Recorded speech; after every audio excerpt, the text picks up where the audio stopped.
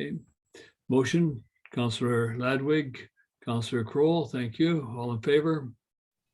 Thank you. And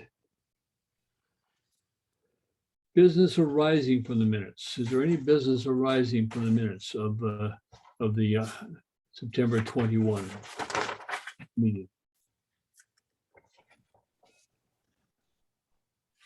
Now, I have one. I just want to make a comment on the minutes, if you'll bear with me. And that is, it was resolution number 2021 R55, and this was the resolution regarding the RVs within the town. I just want to go on record as saying that I too would have opposed that had I been present.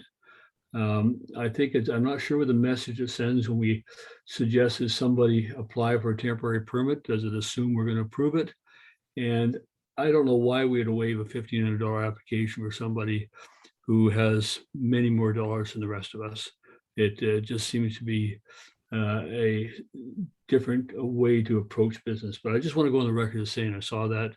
If I had been here, I would have joined Councillor Ladwig, perhaps for different reasons, I don't know, in opposing it. It seems to be a message sent out there. So will there be no further comments? Business arising?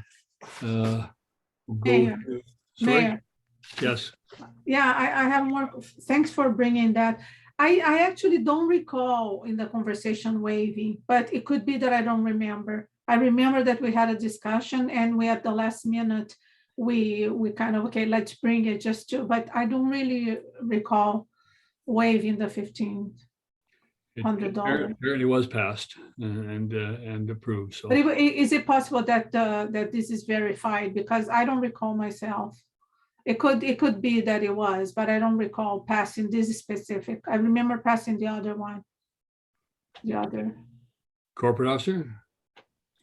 Well, we check against the recording of the meeting. Okay. My understanding that that is accurate, that that's what happened.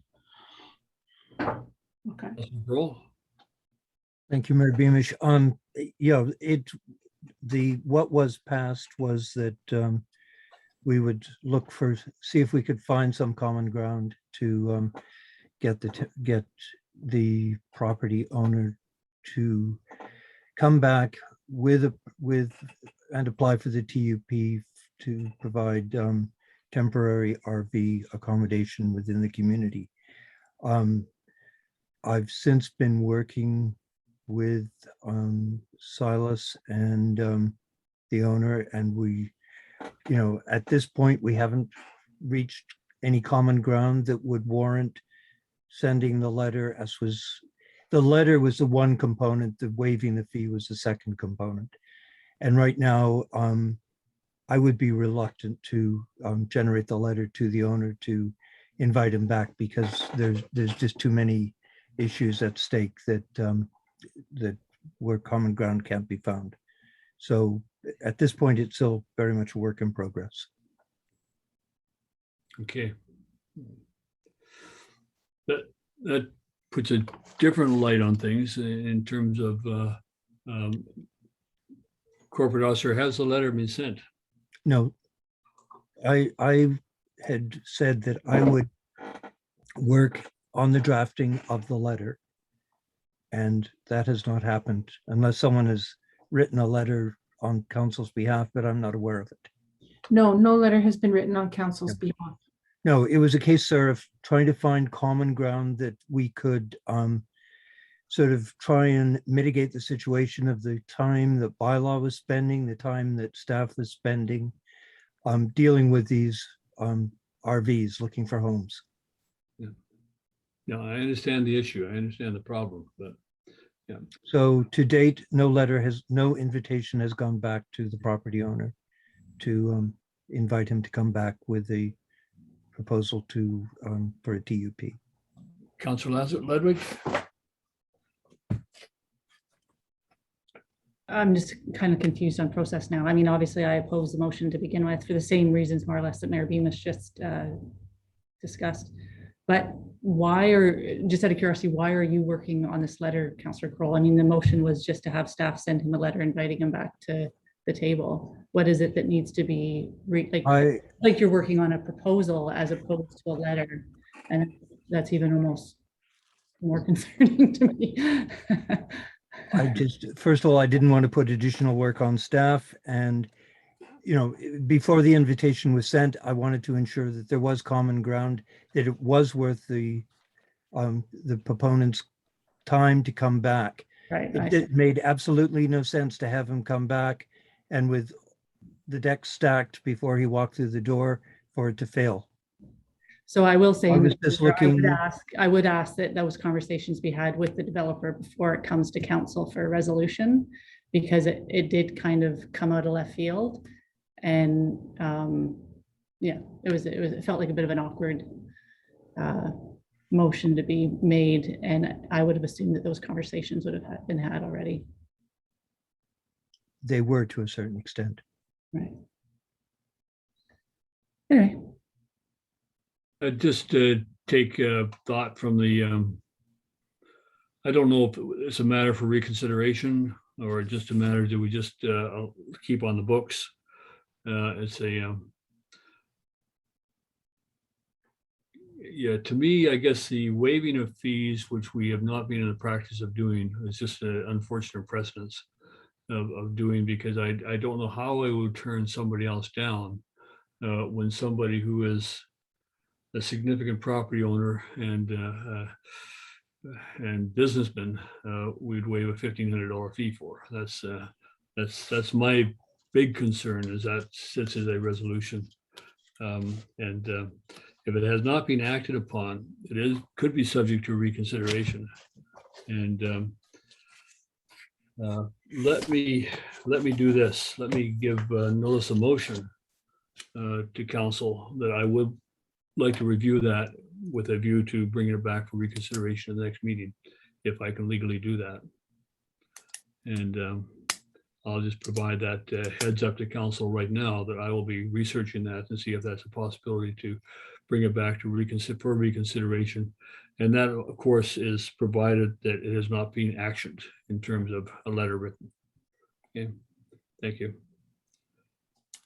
The next item arising from the minutes is the one coming, and that's on the agenda 4.1, and that a letter be provided to the, on behalf of council, expressing support to Sunshine Coast Affordable Housing Society's application for charitable status. I guess this came up in conversation, but was not actioned at the last meeting. So would somebody care to move that proposal? Councillor Ladwig will move that. Seconded by Councillor Kroll. Thank you. Any further discussion on that? Okay, seeing none, I'll call the question. All in favor? Thank you very much. We'll go now to inquiries. And inquiries at this point of our agenda are for any items that are on the agenda for council's consideration tonight, so that we can have the benefit of your wisdom, your thoughts before we enter into the consideration of those items. So I see one hand raised, Mayor Beamish. I'm bringing over Blake McLeod. thank you. Mr. McLeod. Mayor and Council. It's regarding the next item on the agenda, which is 6.1.2. I've got some questions, actually. Previously, it was mentioned on the record that the review of DPA 2 would have been in 2023 actioned as part of an OCP review, and would therefore be subject to public input. And I just wanted to ask, is moving that item into 2021 circumventing that part of the process, where the public would be involved in the review of the DPA 2? I guess it would apply to 1 too, but just particularly in this agenda item, it's dealing with DPA 2. Is there a circumvention that's happening that takes it out of the public hearing process? That's Director of fine. Planning, are you able to talk about that? That it wouldn't be a public hearing as much as it would be public consultation through the process. Yeah, it doesn't, thank you, Mayor. It doesn't change the process. So the process is still the same. Changing the development permit area or updating the guidelines would still require a public hearing because it is an OCP amendment. Sure. So the initial process was going to do the entire OCP and do an update of the entire document, but bringing forward the update to development permit area 1 and 2 now just brings that piece of the project to completion earlier. Okay, so there will be a public hearing component. Yeah. Okay, so that's the democratic aspect. Good. I wanted to ask, in regard to the writing of the request for proposals, there's a bit of language there that's a bit confusing to me. It's suggesting that a consultant be hired to prepare the wording for a request for proposal, but also that Councillor D'Andrade be appointed to work with staff on wording. And I just wanted to, if I could ask for clarification on that, is it the consultant that's being hired to work on wording for a request for proposals to do the review, or is it staff that's doing it? Yeah, I'm going to hold that question until we come to that item on the agenda. Okay, thank you. Thank you. For leaving. Also, Mr. Mayor, is it usual for a councillor to work with staff in the writing of an RFP to hire a consultant or to the work to establish wording? I'll hold that question as well. Okay, and I'm hoping that these questions will be answered as part of that agenda item. I've got pretty serious concerns about procedural and democratic processes at play in this matter, and these concerns relate to ethics and governance. And I wonder, does the mayor and council appreciate that staff is perfectly capable of attending to this task in their professional capacity, and that appointing Councillor D'Andrade may prove deleterious to the relationship of respect that the council must maintain in the effective provision of service to the community as elected officials? So I'm going to look to your votes on that aspect of this agenda item for my answer. And I'll thank you for your time. Thank you very much. Thank you. Other queries or inquiries at this time? I see no other hands raised, Mayor Beamish.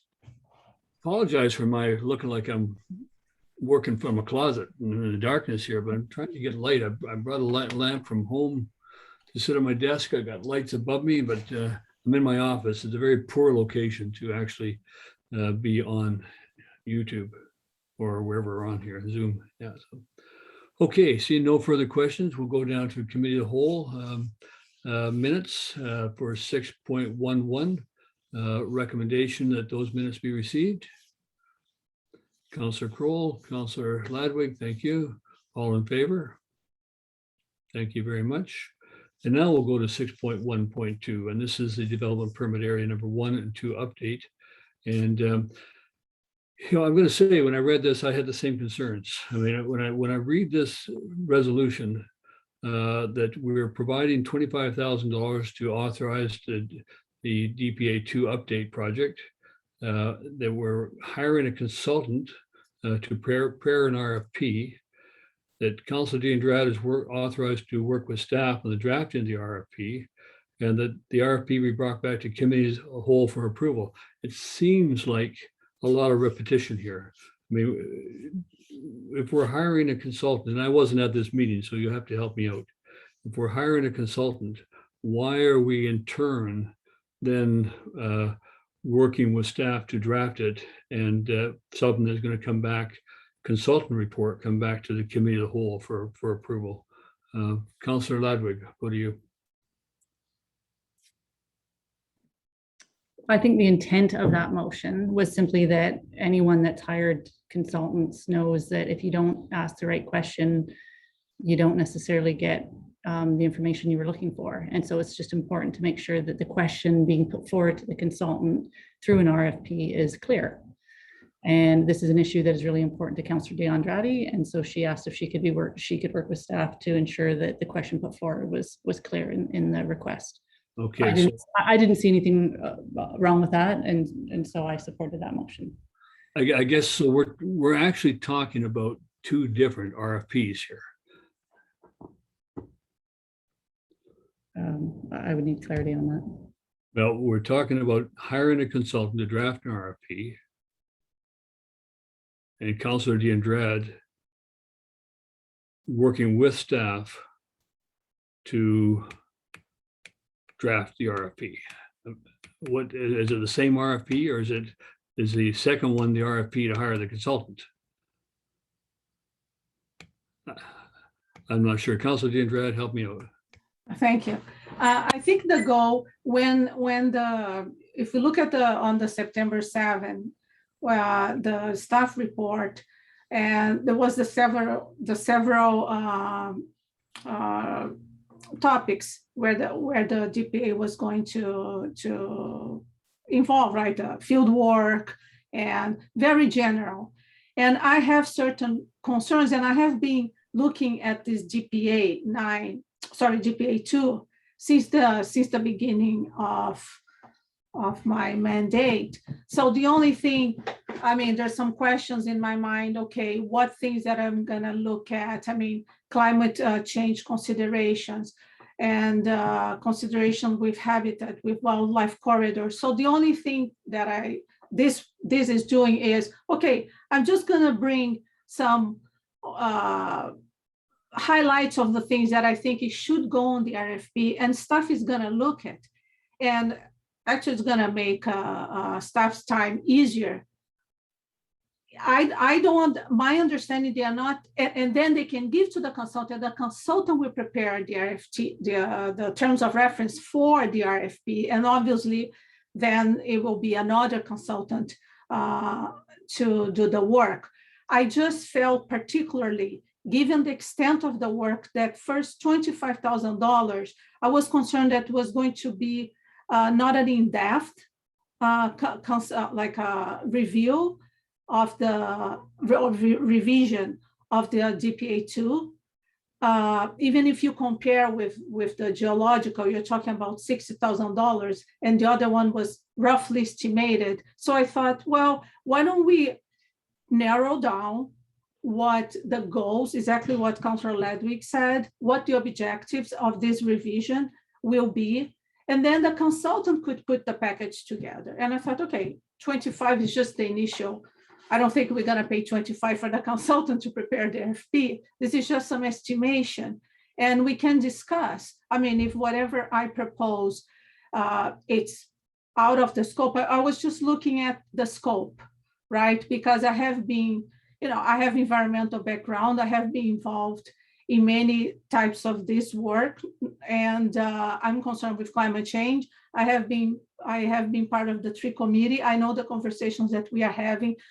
We are now part of the Biosphere Reserve. So I wanted to include certain aspects. That's the only thing. I'm just making staff's work easier. They can come back and say, well, we don't, or the consultant can say, well, maybe that doesn't make sense, but we don't have specific staff that has environmental background. We will have to hire a consultant anyways. So I thought, well, why don't help in the language to the consultant, so the consultant know exactly what to look at this RFP. That was the intent here. And council said, well, we're not interested. Let Councilor DeAndrade prepare this, and I'm happy to do. Actually, I'm almost ready. Councillor Ledwig. I will say now, looking at all these motions, it does seem overly complicated. Yeah, fair enough. So I have to admit that personally, looking at the list of them now, I would not support and that a consultant be hired to prepare the RFP for DPA2, but I would still support that Councillor DeAndrade be authorized to work with staff on the drafting of the RFP. So the way I look at these things, I see staff, if Councillor DeAndrade wants to assist, I'm fine with that, putting together a proposal, drafting a request for a proposal, and that's when the consultant comes forward with a plan for how they will address the concerns or questions in the RFP. That's how I see it. Yeah. And so I do feel like this is a bit overkill. But I still stand by, I'm fine with having Councillor DeAndrade work with staff to ensure that the question that's being put forward to consultants is reflective of what she's wanting to get out of this process. And that hopefully that would come to us and we'd all agree with whatever it is she's trying to get out of this review. CAO? Yeah, just a point of clarification. It's actually going to be the consultant drafting the RFP that has expertise in the development permit areas. So by eliminating that, that's not the intent of the staff recommendation. The staff recommendation is to have the consultants who have the expertise in environmental matters draft the RFP. Okay. Councillor Ludwig? So why don't we get Councillor DeAndrade working with the consultant then? Like, why do we have to keep going? I don't know. It doesn't make sense. Councillor DeAndrade, then Councillor Kroll. Thank you. What I'm doing, I'm just providing some scope that I would like to see. I'm not drafting the RFP. I'm just saying, I would like the RFP to cover this area, and to look at this, to look at that. This is just even actually to make staffs work easily, right? Because it's very comprehensive what I wrote, but I'm not drafting there. Then you're gonna get a consultant that's gonna draft the terms of reference. I'm just proposing just to narrow down, because I didn't wanna see anything missing in this RFP. That's the only thing that I offered to do. We're using different terms here. When we talk about terms of reference, it's different than an RFP, so. So no, the terms of reference is what is going to go into the big work, and the RFP is just a request for proposal, but the terms of reference is what dictates what this proposal is about.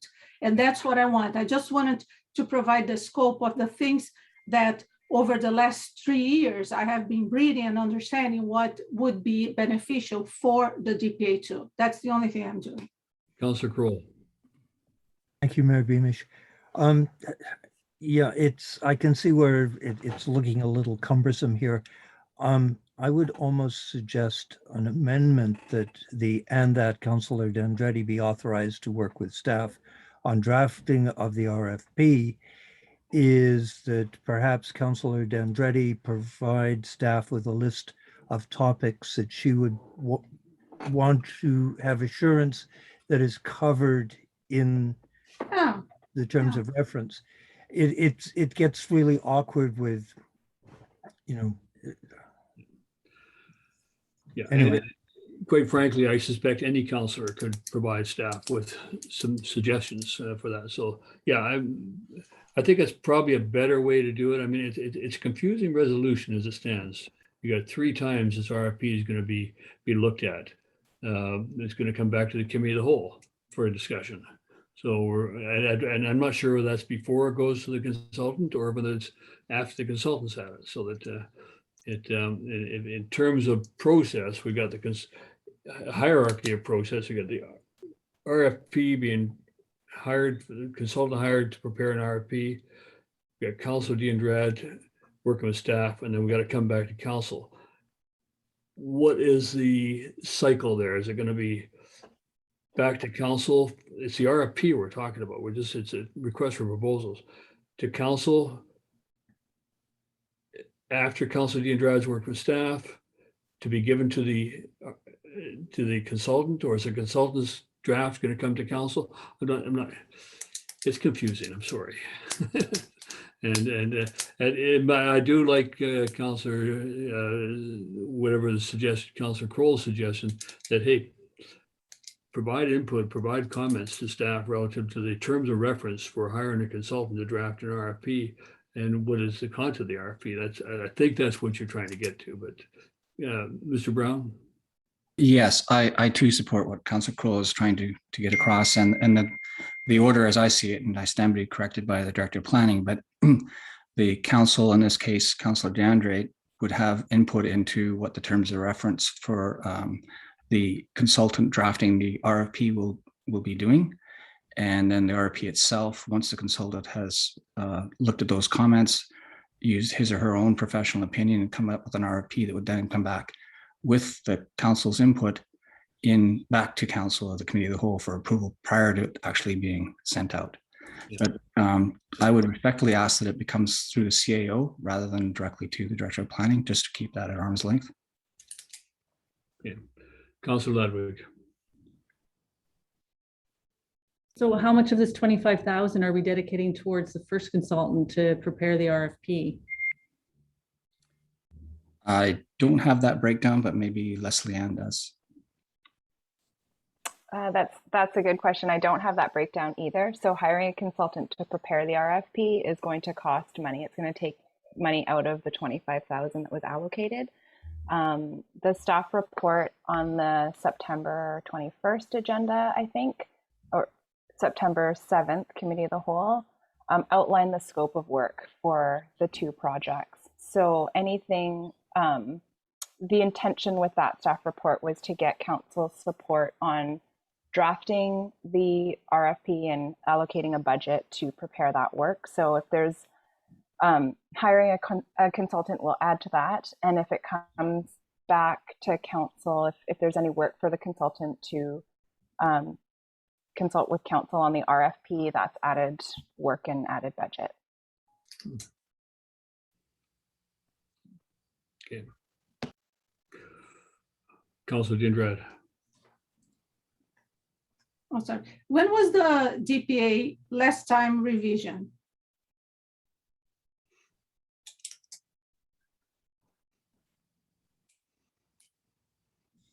Director of Planning, I believe, is looking that up. I'm just reviewing the report. It might have been in there. I don't have the number off the top of my head. I'm thinking it was probably updated in 2015 when the OCP was updated, but I would have to double check that. And the intention around the update was to include the 2018 Integrated Stormwater Management Plan, and now we've received a 2021 detailed assessment on Sharman Creek. So we can take the information we have now, and we've also got 2021 LIDAR data. So we would use that information as well. And then we would look at any riparian assessments done on the creeks since 2015 and scope out the work based on what we have and update the development permit area that way.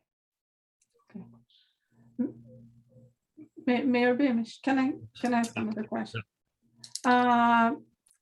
So would staff work with a consultant regardless if I'm gonna provide some just a scope of the things that I think it should be on the RFP? Would staff would hire a consultant regardless?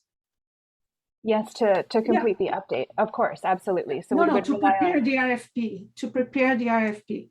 Not necessarily. So we could prepare an RFP in-house based on the scope of work, and we would put it out to RFP, put it out to tender, and see what applications we get.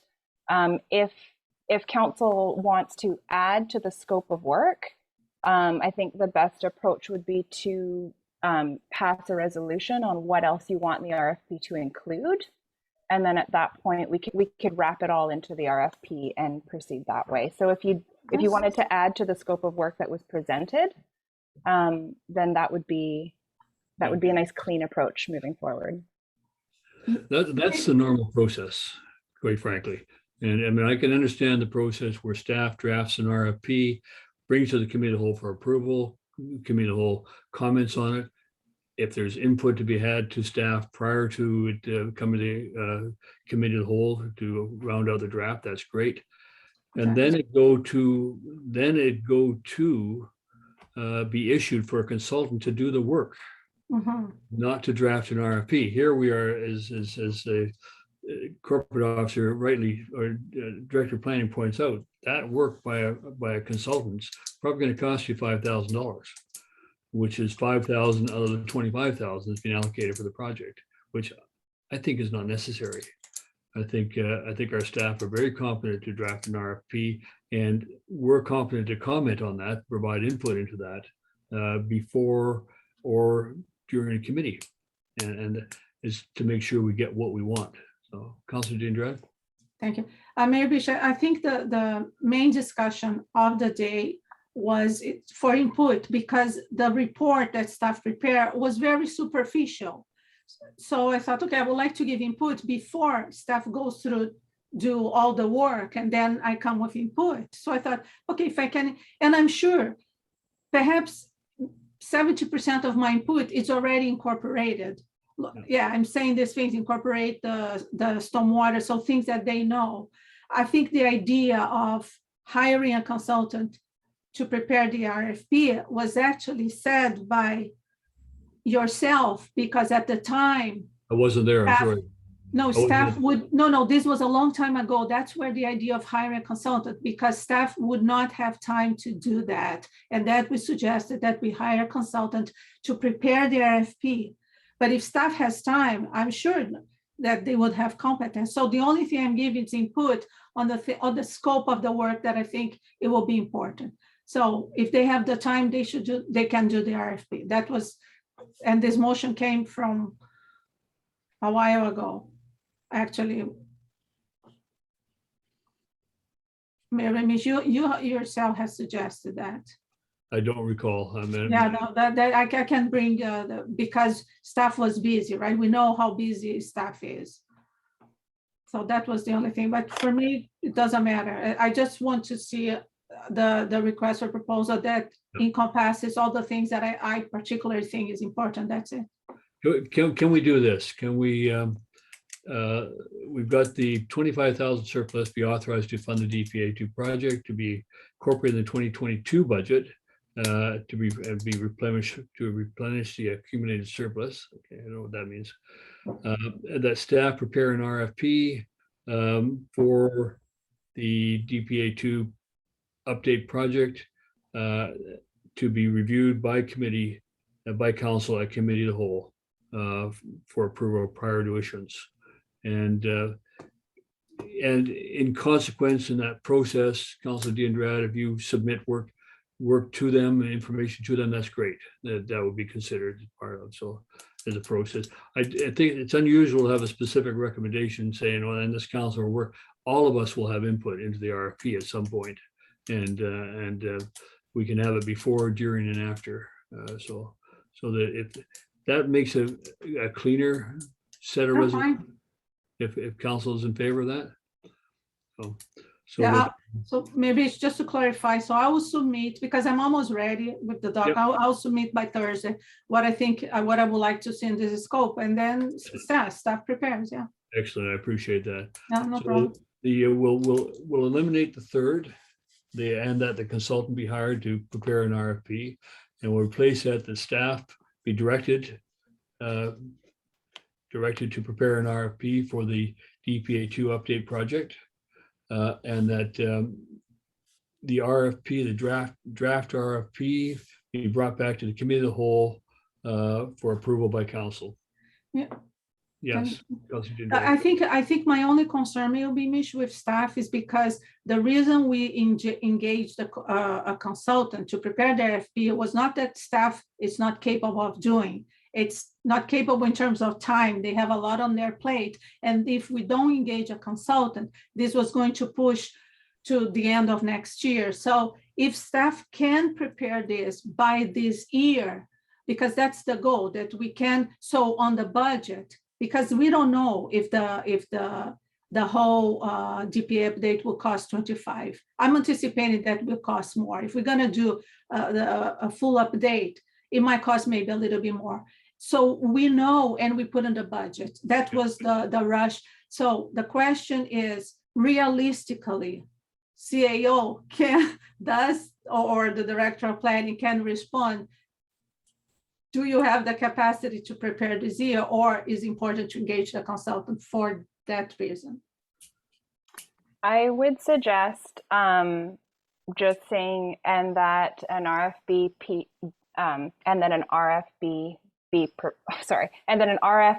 be prepared for the work, and that the draft RFP be brought back to the committee of the whole for approval. And if you want to tie a timeline to that, you can tie it to Q1 of 2022, or you can tie it to December If you want it in December, I will probably have to hire a consultant to do that work because we're already booking into November meetings. So you could just leave that with me to figure out. But if you tie a timeline to when you want the RFP back, then I will try my best to meet that timeline. But realistically, I would prefer Q1 2022 at this point. Yeah. Yeah, I'm comfortable with that. I don't know how the rest of council is. Council Diandrat? Thank you, Mayor. The reason I really would like to see in December because the first quarter mean March, almost April, and we already passed basically the budget. I really would like to include this. It's not going to be too much difference. We already selected 25. If we have to add a little bit more and we get this done, otherwise we're not going to get done. And that's my concern. So if council can consider December, and if we have to spend extra money to get a consultant, I'd rather do, because I'm concerned that this is going to push to 2023. Director of Planning, do you have consulting fees available outside the? Not for this project. I'm spending most of my budget on our current work. The thing that takes time is working with the consultant, drafting the RFP, getting it to a point where it's finalized and able to present it to council, and then drafting a cover letter for that report that goes to committee and then to council. So we're looking at, in our meetings, we've got the 19th of October, which I can't meet because that's next week. The agenda is done. So we've got November, mid-November, we've got November and December meetings, and we're into Christmas holiday for the December 21st meeting. So we're crunching the time. So it's going to be tight, but I can try my best. That's all I can really say at this point. Councilor Ludwig? I have to admit, excuse me, I am more comfortable with staff developing the request for proposal. I just feel like they're more knowledgeable about the issues we're facing here in our community with Councillor DeAndre's input and ours, of course. But I also hear everybody's concern, right? There's always the time pressure for everybody. And so what if we just picked a date past December, but don't let it go all the way to March? Like, could we find somewhere in the middle? Like, you know, by whatever, I don't have the calendar of meetings in front of me, but by the February 1st meeting or something, could we say something like that? Just pick a date somewhere in the first quarter, but not allow it to go all the way to the end. How would that work for you, Director of Planning? Yeah, that would work for me. So what's the date of the first meeting in February? Anybody got a calendar? Yeah, let's see. February 1st Tuesday of the month would be February 1st. February 1st. Okay. Councilor DeAndrat? Just to confirm, Mayor, would we be enough window for the budget process to incorporate? Yes, definitely. Our budget doesn't have to be approved till May 15th. Okay, no, I know, but it seems that we crunched the numbers at the very beginning, and then okay, I'm happy with that. Thank you. Crunching lots of numbers, so. In fact, I'm going to suggest we take the second meeting in February because the first is right. It's the first. So let's take the second meeting, which must be around Valentine's Day. Happy. Okay. So February 14th, is that the date? Or is it the 15th? That would be the 15th. Okay. So let's say that, let's the staff prepare an RFP for the DPA2 update by February 15th and committee of the whole meeting. Come back committee of the whole meeting February 15th to be reviewed by council. Okay. Corporate officer. It's just a reminder that you don't have meetings scheduled yet for 2022. That usually happens in December. Okay. So that's assuming that the meeting dates actually stay on Tuesdays as they are now. Assuming they do, yeah. I don't anticipate a change right now, so yeah, okay. And I'm sorry, Mayor Beamish, just to be sure. So we've dropped the rest of the motion. It simply is that staff or sorry, that an RFP be prepared for DPA 2 by February 15th, 2022 committee of the whole meeting. The staff be directed to prepare an RFP, draft RFP for the DPA 2 update project for consideration by council at the committee of the whole meeting on February 15, 2022. Thank you. Thank you. Okay, so that makes a very much cleaner and a resolution, and and we will get this project done. Yeah, thank you. Okay, someone care to move that? Councilor Deirdre, thank you. Councilor Kroll seconded. Any further discussion? Seeing none, all in favor? Thank you, and thank you, Mark and Director of Planning, for your assistance with that. Okay, we had a special meeting on September 28th, and my battery is running low, it says. It's not the only thing running low. Okay, let me just move myself here. Hang on just a sec. I gotta move. Might be better light over here anyway. Plug in over here. Go grab my agenda.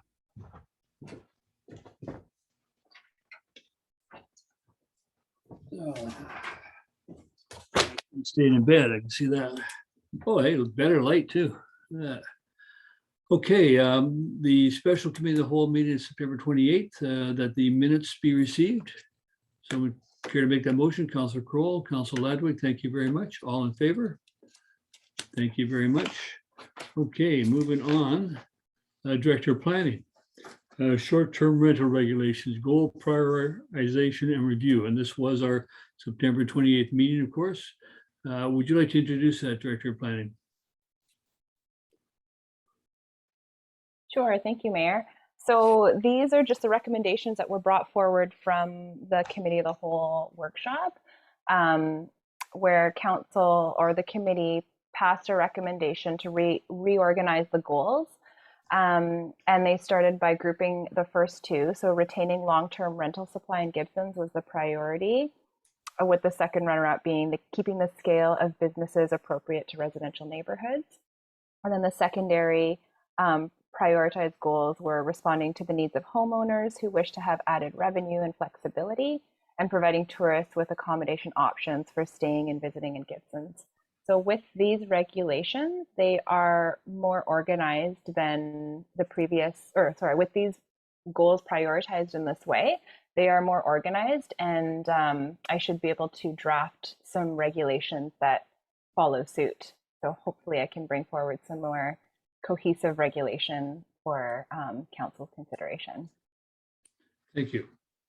Yeah, it was a good discussion, a good meeting. We really appreciated that. So somebody care, Councilor Kroll, move the recommendations? Or you want to make a point? Sorry.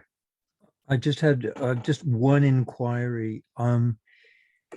Because one of the sort of concerns with the whole short-term rental bylaw, again, is time. And through you, Mayor Beamish, to the Director of Planning, is this bylaw something we are going to see so we can have business licenses issued for 2022? Through the mayor, I absolutely hope so. So we do have an allocated budget to do this work, and a lot of the legwork was prioritizing those goals. So now that we have those goals set, I've got some ideas on how we can proceed with some regulations that would align with the goals. So I don't have a date yet. Hopefully by my next quarterly report, I'll be able to lay out a timeline for this project. Great. Thank you. That being the case, I'll move the motion. Councilor Dredd, you have a question first? I think and perhaps will help everybody, because my understanding during the meeting is that the number one is first priority, and the second is second priority, and the third is third priority. But I don't know if when you read, you're just saying these four priorities as a block.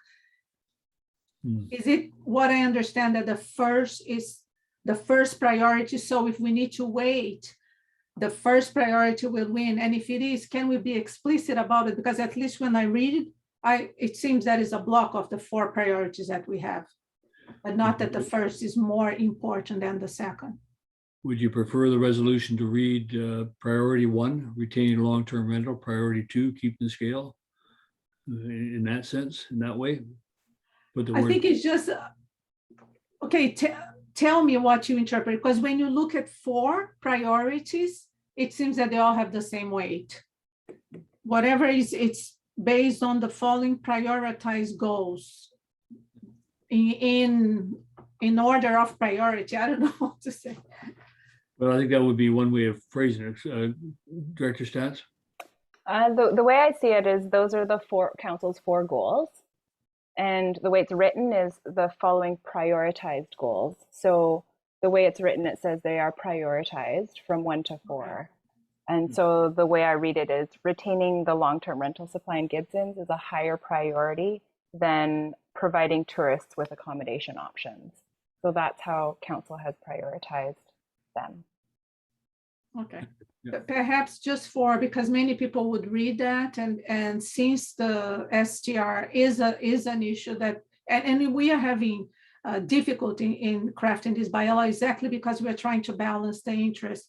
I wonder if it's with number 1 being the highest priority, something like that. That is really anyone that can read really understand, because I think we are giving a message to our community. I think it has to be very explicit.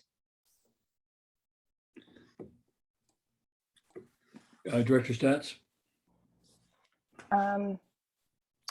If I could share my screen, I could show you how we could rewrite it a little bit differently, but with the same intention. Thank you.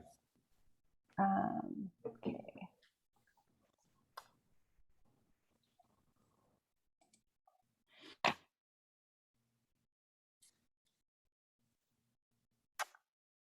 Okay, so we could, sorry, it's a snip from a summary, but basically we could say that short-term rentals be regulated based on I'm going on the fly here. That short-term rentals be regulated based on council's prioritized 4 goals as follows. And then we could do primary goals 1 and 2, secondary goals 3 and 4. Does that help? Good. I think that makes sense. Yeah. Mhm. Okay. Yeah. Good. We could frame that resolution that way. I think that would make it clarity for everybody. So thank you for that. Okay. Okay, so that being said, Councillor Kroll, would you still care to move that? Okay, seconded by Councillor Andrade. Thank you very much. Any further discussion? Seeing none, I'll call the question. All in favor? Thank you very much. The next is 6.3.1, and this is from the Committee of the Whole meeting of October 5, 2021. And Kirsten Rockins, I'll invite you to come forward and present that. Oh, sorry, Kirsten is not here today. So this is the, sorry, which item are we on? 6.3.1. 6.3.1. Yeah. Okay, so this was the flood exemption that came forward from the committee meeting today on 466 Marine Drive. So they had the deck addition on the front and the porch addition on the, sorry, the deck addition on the waterfront front, sorry, I can't talk tonight. The porch addition on the front of the property and the deck addition on the waterfront side of the property. And so this recommendation is to begin notifications. So notify neighbors of the variance application. Thank you. If I could ask a favor, Director Stats, and the resolution is quite weak in that when you have a resolution, the introductory statement of Kirsten Rockins planner for that doesn't accompany the resolution that goes on the books. The resolution doesn't have an address in it or location. So I think you need to be fairly specific. The notification be sent to neighbors within 50 meters of 466 Marine Drive, to inform them of requested property line setback variances, just so there's a specificity in the resolution itself, because the resolution needs to be specific to be legal. If we could change that. And so council understands, we were there, we heard about it. Councillor Kroll? Just in deference to staff, sir. And this happens when stuff comes right from committee of the whole to a council meeting with a Yeah. public hearing in the middle, and stuff happens on the fly. As my mom used to say, haste makes waste. I think staff Not a would do criticism the of best they staff, can. but Councillor Kroll, it's just requesting specificity in the resolution. Good. Yeah, thank you. Someone care to move the resolution? Oh, not yet. Councillor Diandrad, go ahead.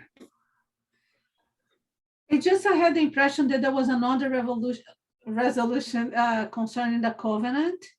A covenant be registered. That will come back when this is just strictly on the variance. And Okay. The rest will Okay, come so back. the next revolution, okay, no That's right. problem. Thank you. Mark, you want to move the resolution? No, Your Worship, just to support your point that the resolution should stand alone on their own. And when reading minutes in the future, the public and council should understand which specific property the resolution points to. So that's the correct correction to make. Thank you. Thank you. Now would somebody like to move the recommendation? Councillor Kroll moving it, seconded by Councillor Ladwig. Thank you very much. Further discussion? All in favor? Thank you. Rebecca, did you want to contribute? I was simply going to read it out to be clear that what we had amended the resolution to say. 66 Marine Drive, yeah. Yes, thank you. And you're right, it was the rush to get it uploaded quickly, and Lisa did ask me, and I let it slip by without adding that amendment. My apologies. That's what you have us for. Yeah. Okay, administration reports, form and character development variance for 682 Gibson's Way. I take it, Director of Planning, you're going to present this? Yes, thank you, Mayor. So notices were sent to neighbors within 100 meters of 682 Gibson's Way. 2 submissions were received in opposition of the application. The first submission listed opposition to density, height, traffic, and noise with this development. Unfortunately, there were no specific comments referring to the setback relaxation specifically. The second submission was not included in council's agenda package as it was received at 3:20 p.m. But I think, Mayor, you circulated that with council. So that one also opposes the variance for the following summarized reasons. They feel it is undesirable, not community friendly, and embarrassing, and they have concerns that it will block ocean views and create shade. So both submissions raised concerns about the size of the building and the impacts to the existing building on the property. And if council wishes, I can read out that submission. But those Also, were you had an opportunity to read it? That's the one received today by email. I actually thought it'd come to all of council and done this from the LeBrock.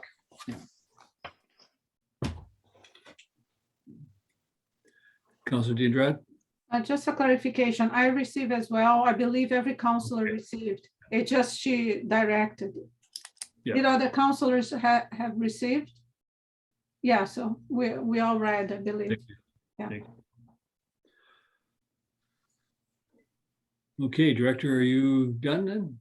Yes, I'm done. Okay. Just a reminder to provide an opportunity for anyone in the audience to speak to it before a final decision. Thank you. First of all, just a motion that the report be received.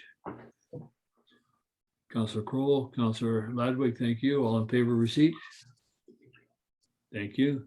I'll now invite anybody else who's affected by the development permit 2021-08 for 682 Gibson's Way, an opportunity to be heard. So if you have any questions about that development permit, or if you have any concerns about it, comments, please make yourself known to our corporate officer, and she will admit you to the meeting, and you can speak with us.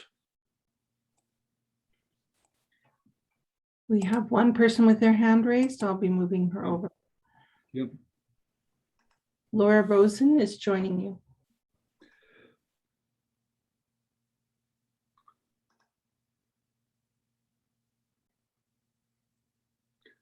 Laura, you're still muted on my screen here. Unmute. Oh, it's not Laura, just so you know. Hi, hello, Counselor. Hello, Your Honor. You're good now, yeah. Hey, thanks very much. My name is David Rosen, and I live at 678 Fairmont Road. We're just around from the proposed new development in the property. I guess my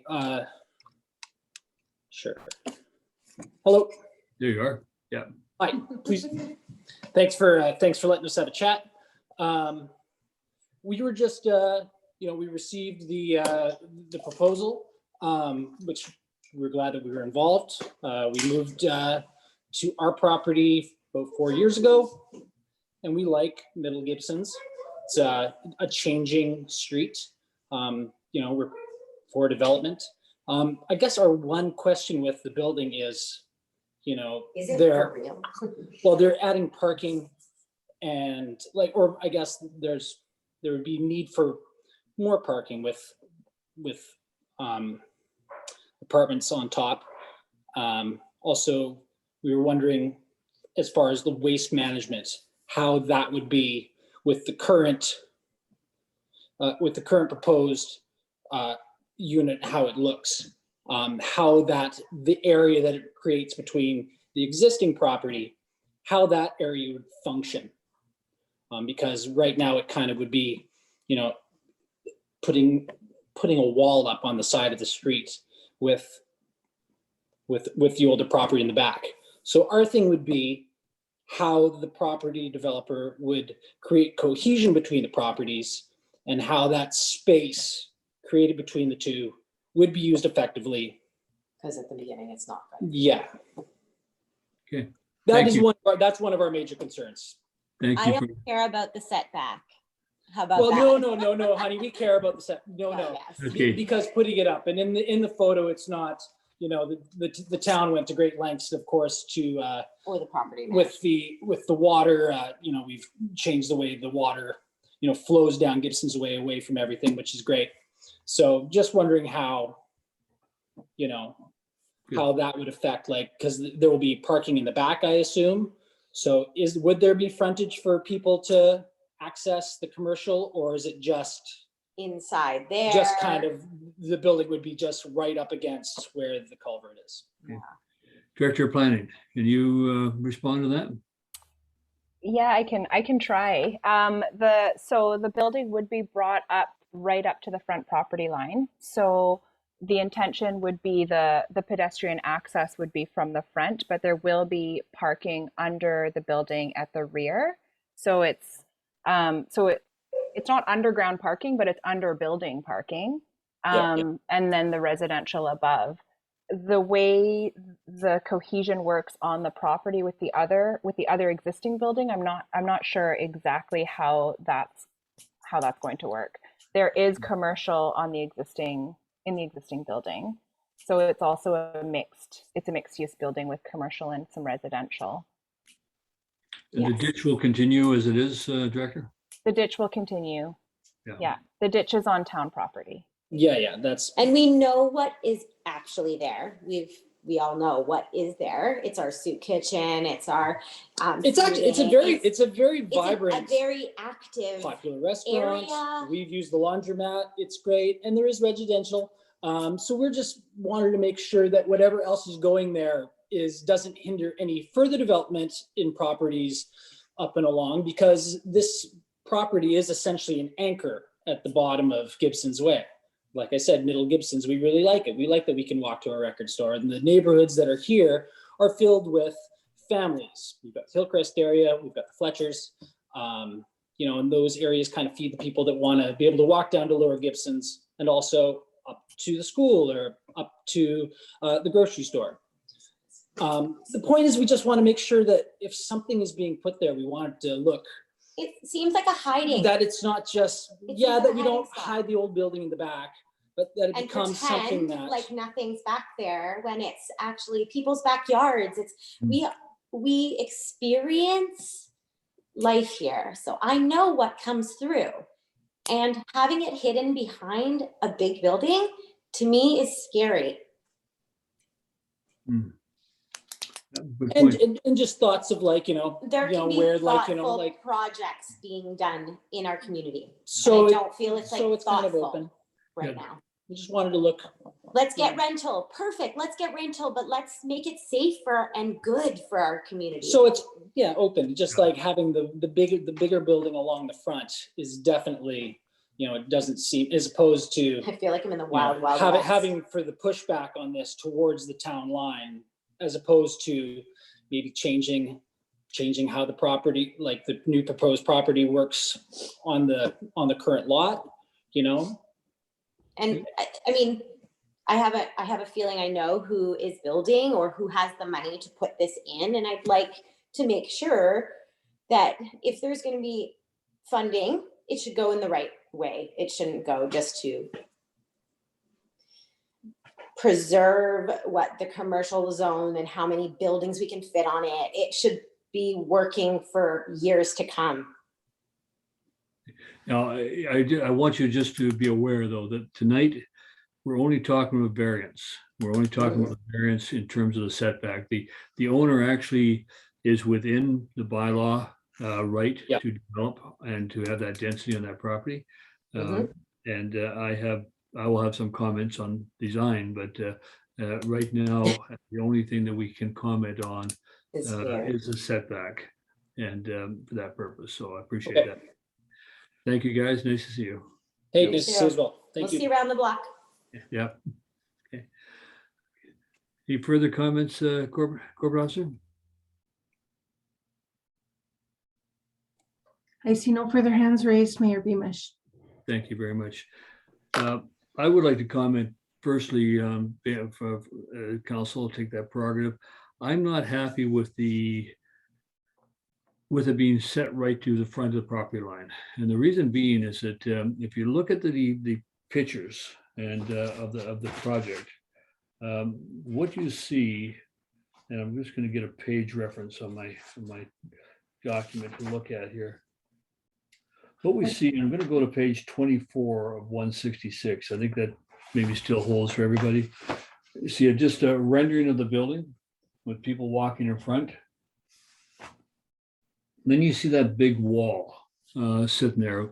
That wall will be right where vehicles are turning into and out of the parking lot. Now, in most cases, if you were building on a corner, you have to have a corner cutoff. We're not providing a corner cutoff in this place. So that property, that wall, in fact, the extension of the wall away from the building, looks like about 2 feet out from the building, will be cut visibility to traffic as they leaving the mall for traffic coming up Gibson's Way. And I think the more visibility we can give traffic, because that is a busy intersection, I can tell you that, with the Panago Pizza and the restaurant and the Salvation Army and everything else that's going on there now, that is a very busy driveway. And it's a challenge because, I live in proximity. I walk my dog around there and we cross the road, and it's challenged. So I would want to give as much visibility to traffic, both coming up Gibson's Way and traffic coming out of the mall parking lot. And I think that wall impedes that visibility. And that would be a concern to me, because all they've got now is simply the right of way. And if you're in any other location, you would have a corner cutoff if you're on a corner. And that's why I would not support this variance in terms of allowing the encroachment into the setback. I want as much visibility for traffic as possible. My comments. Okay, I'm going to go around the board. As on my board, I'm going to start with Councilor Ladwig, and then Councilor D'Andrade, then Councilor Kroll. Thanks, Mayor Beamish. Yeah, I've given this project a lot of thought as well, and I've really struggled with it because I would really like to see that corner get a facelift and get some investment into it. I clean it up. As the previous guests on our agenda spoke to this evening, it is a very happening place. It's very busy, and on one hand, I really do want to encourage a developer to invest in this property. And I actually don't have an issue with the setback because of because of how much space is provided between the buildings and the actual street. I'm not sure if our package this evening shows that, but it's just bringing it in line with the other building, I believe, on the property. And so even though it's saying a 0 setback, there's still lots of space between it and the sidewalk. And so I feel fairly comfortable with that. What I'm not comfortable with is the massing of the building in combination with the variance setback. And I understand this is not a form and character permit that we're discussing today, but and if the developer had not wanted this variance, he could have gone ahead and built this building without asking our permission, and there's nothing I could have done about it. But the fact that he's here today and asking for it, I don't think I can support it either. Had he proposed a 3-story on the building in the back and then a 2-story, exactly the same building he's proposed now, but 2 stories, I probably would have said yes, no problem. But the combination of the two, the form and character, and like the previous individual said, this feeling of a wall that it almost is blocking the whole development behind it, it just doesn't fit right. And so I'm going to be declining as well. Councilor Dean Dredd.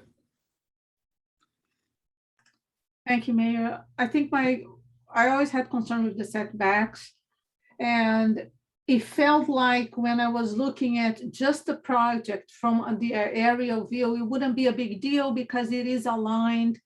But as I go and look at the whole street, how all the other buildings, they have way more setbacks. And I even recall a building that council did not approve because it didn't respect the front setbacks. And this is we are incentivizing people to walk more. This is an area that you don't want any building in your face, like Councilor Ledwig mentioned, the massing. I think that's something that I have been concerned from the onset. And as I ponder, because the building of the alignment with the other building in a lot, I thought, okay, I may give a consideration, but as I go through, and Mayor, you brought the issue with the parking that I haven't thought about, and this is huge. I can see, it's going to be challenging as well. And the 3 meters would give a vision. Obviously, you would have 3 meters of a view. So yeah, I cannot support, even though I know we need housing. It is a beautiful. I love the design. I love the design, but I cannot approve the setbacks. This variance, sorry. Councilor Kroll. Thank you, Mayor Beamish. I don't want to take a lot of time because I think I see where this is going, but my original concern with this project when it came to the committee was the shading of the existing building.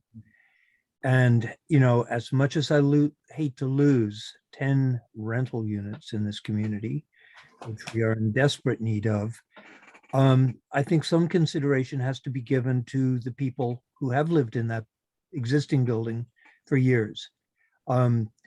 Yeah, they're not in a protected view corridor, but they are in rental accommodation with a view, which is something to be considered.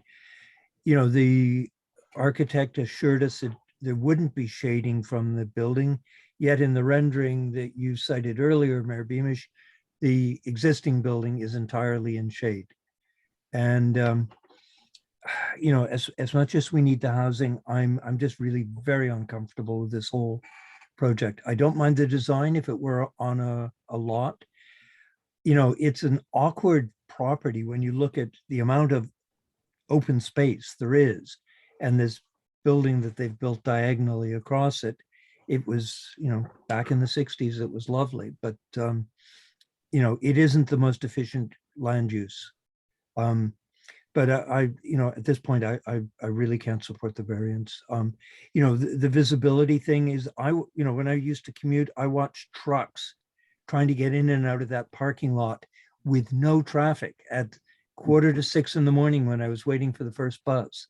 And trucks trying to navigate that parking lot to do deliveries as it exists now was difficult. With this building there, I don't know. So then it becomes a whole economic viability thing of, will the existing tenants be there? To address the concerns of the neighbors, it is quite a vibrant little plaza. The restaurant there, the two restaurants, food services that are there now are successful. The Salvation Army, we only have one laundromat in town now, and that's it. So, yeah, I can't really go for the variance. One thing that might make me happier from my perspective is if that lower floor of the stairwell was an open floor. You had an open stairwell for the first level and then closed stairwell above that. That would create that visibility that I'm looking for on the intersection. So, but that would be up to the developer to come back with. So at this point in time, council,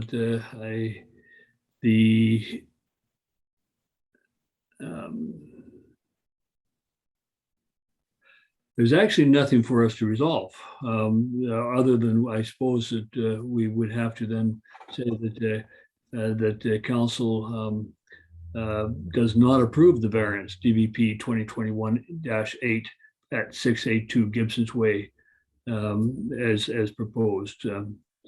Is that the appropriate resolution, Director of Planning? I'll look to you, or Corporate Officer. Yeah, that would be appropriate, so that council denies or rejects or does not approve. Yeah. Does not approve, okay. And doesn't mean the developer can't come back in some form, but this particular variance would be denied for specific reasons, and that we may see it again. It doesn't stop the project from proceeding. It just means it's a different parking lot in the back, that's all. Councillor Kroll? I just wanted to commend the developer. When it came to committee, we raised concerns about the project, and the developer did come back. He did a really first-rate, rendering, which alleviated some of the concerns for neighbors as far as view being blocked. For anyone that's listening, I would certainly recommend upfront going to the additional cost of providing proper renderings when you're submitting a project like this. You look at the picture that you referenced, Mayor Beamish, the culvert's not there, the sidewalk's not there. It's very misleading, and it damages not only our perception, but the community perception of a project. So I would just advocate for anyone that's listening is, spend the bucks up front and come in with really dazzling renderings and sell it. Don't raise a lot of questions from the get-go. Yeah. So council, recommendation that council does not approve DVP 2021-08 at 682 Gibson's Way. Someone care to make that motion? Councillor Ladwig, thank you. Councillor Diendrad, thank you. Further discussion? Seeing none, all in favor? Thank you very much, council. Thank you. And I'm sure the developer has got an interest in continuing the project. We will see what next steps are. Council reports next. What's the time? How's our time doing? I don't have my watch on. We're 8:15. 8:15. Excellent. I can talk for an hour. Council report. Before we get fully into council reports, I wasn't here last week, so I wasn't able to give a UBCM convention report myself. And I just wanted to do that briefly. And I know that Councillor Diendrad and Councillor Kroll would have done so, and Councillor Ladwig. But I just want to emphasize again that this was very, very busy UBCM year. We had 21 scheduled meetings going as Team Sunshine Coast. 8 of those meetings were ourselves that we initiated. When we went as Team Sunshine Coast, we shared meetings with the SCRD and the District of Seashelt. And it's a very good way to approach government, and government refers to us as Team Sunshine Coast. They know that. They know we're working together over here. I guess the immediate results that came out of this is, number one, on October the 13th, we have a meeting with the RCMP arising from some of the concerns that we raised with the RCMP at our meeting, and be able to discuss. And those were primarily around the lack of policing resources, auxiliary policing, the loss of youth position, and crime prevention, as well as the question of what's going to happen when or if we are achieved that 5,000 population. So that will be the discussion we're going to have on the 13th, and I hope council members are able to participate in that. The second one was the meeting that we had with the forest lands and natural resource operations. We met with Alan Johnsrud. Alan Johnsrud was the same person we met with last year, and our questions were the same. What's happening with regards to protecting the watershed and the aquifer? And the answer was the same: I don't know. We don't accept that. We are now organizing a dialogue on the watershed to be held on November the 3rd. And it's from 9 a.m. till noon. And it's going to be broad-based in terms of participation, not just ourselves, but Area E, Area F, representatives from, we had a presentation the other day on District Lot 1313. I've asked them to make that same presentation at this meeting. We've asked, invited Sunshine Coast Conservation Society Association to come, and there will be others. Because what we want to do is we want to look at those things that we can do together to protect the watershed and the aquifer. And Mr. Johnsrud has agreed that his time is available on that date. And so that will be the date we're targeting. I will be more detail on that as we get closer to the event. I'm looking at the broad-based invitations to include even the industry that's represented on the land, because I don't want anybody to be threatened by this process. I want them to be partners in the process so that we all understand what our concerns are. And the aquifer is something that we don't see. It's something that being out of sight, out of mind, it is a terrible temptation to forget that it's there. When I was traveling recently on Vancouver Island, I drove through the Campbell River watershed. Big signs: you're in the Campbell River watershed. Protect this water. Protect this land. And bringing attention to it. We don't have anything in that nature here to tell people you're in a watershed. If it was a stream running through town, if it was a lake, that'd be totally different. We would know where it was. We'd know what it was, and we'd take appropriate precautions. And the Vancouver watershed, you can't go hiking in there. You can't. There's all sorts of different things that people have to do to protect the watershed. We need to do the same things here, and we need to get government on side to support that. So we'll start that process on November the 3rd, and I'm hoping it's going to be that kind of meeting that will not only have participants attending and invitees, but we'll have the public be able to sit in, and we'll be able to put it on YouTube so that we have a record for the future. So look forward to that. There'll be some details coming out. The other meetings we had, it was great that Nicholas Simons joined us on meetings. We had some very good meetings with ministers. Some follow-up is already happening, I know, at with the District Seashelt and the SCRD as well. So I thought it was worthwhile. I think the next week, Councillor D'Andrade sat in front of our computers, listening to presentations and speeches and all sorts of other things as we sat through UBCM itself, which is also via Zoom. Hopefully next year we can all be together in Whistler and attend UBCM more in person. So yeah, I just wanted to kind of put a few things on note on the record relative to those meetings. I have we have drafted collectively, we have drafted our briefing notes, and the notes from those meetings, they are all on our website. For anybody who is interested in them, is welcome to go and access them there. I provided copies also to Nicholas Simons and the other local governments, so that they have them as well, so that the information's there. Ask any questions you want. We'll be happy to answer them. So thank you. So I'll now go to council. I'm not going to talk about other things I've been doing. It's just busy time. 3 hours today listening to the RCMP talk about the demise of the Surrey detachment and all the huge impacts that's having in the Lower Mainland. Just briefly, West Vancouver was losing 5 people, 5 train members going to join the new municipal force in Surrey.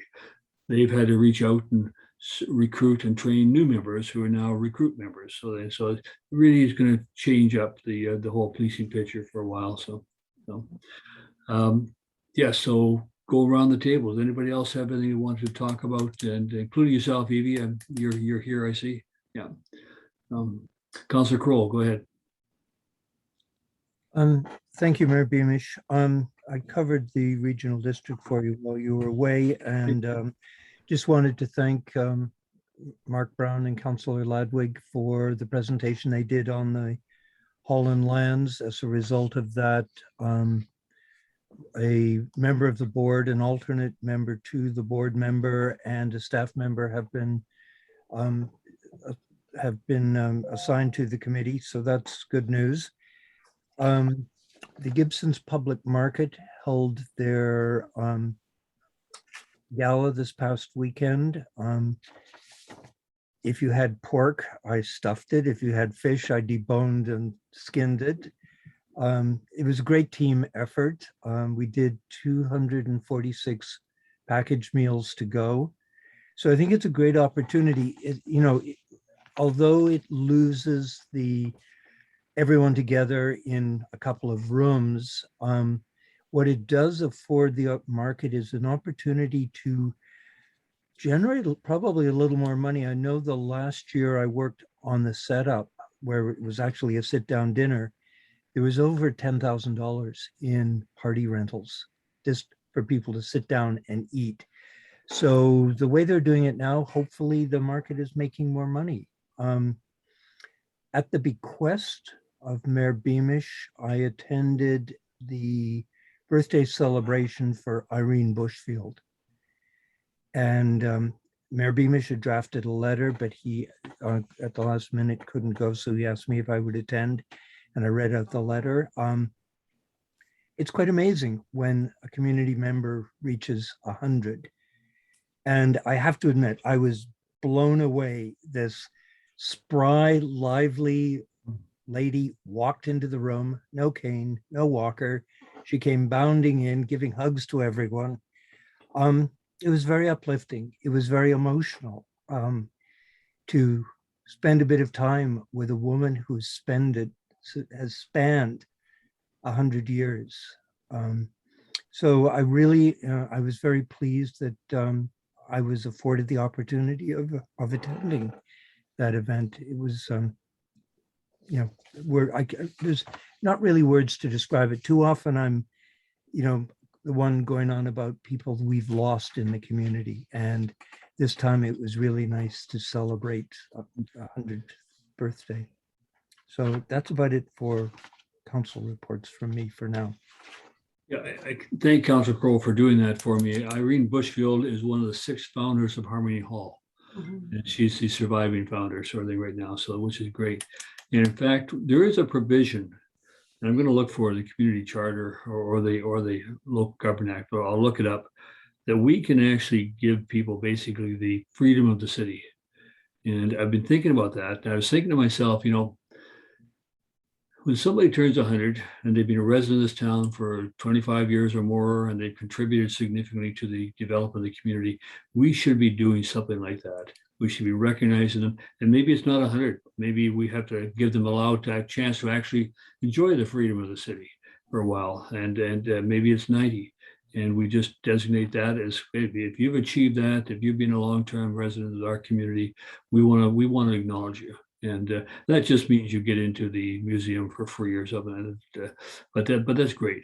And so I'd like to, I'll follow that up and look up the exact wording because I believe it's in the charter. I'm sure as CIO or corporate officer will know that better than me right now. So, but yeah, thank you. And while David was doing that, I was doing the Streamkeepers course. So that's what I was doing. So 2 days. So Councilor DeAndrade, go ahead. Well, thank you. I would like to start just talking about September 30. It was a very interesting day for reflection. Also thanking staff. They provided some good links. And it's very interesting. Well, interesting. I don't even see the right wording. But you know, when we all know about what First Nations peoples went through, but to hear, you know, from them and the pain that all the residential schools incurred to them, but the healing together, I think it's a very optimistic and very touching thing. So it was great to spend part of the day just reflecting and looking forward to the future. And I like the new wording, reconciliation, which is, you know, it demands action and moving forward. So that was good. On October 1st, I attended the Ocean Watch Action Committee, now with the status of the Biosphere Reserve.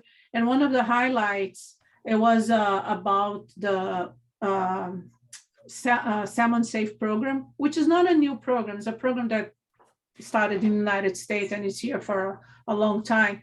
But what they are looking at now that we are a reserve, how municipalities can engage and we all become like a salmon safe. And it's a program that look at urban land and agricultural land, and how can we manage land and water in a way that doesn't harm salmon. And salmon in this picture is a key keystone species, right? It's an indicator of ecosystem health.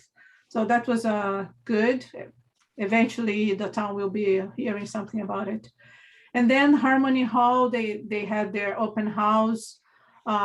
Close to 100 people attended the event, and they have new programs, and their meal program is being really strong. At this point, the frozen meal program, they already served about 4,000 meals.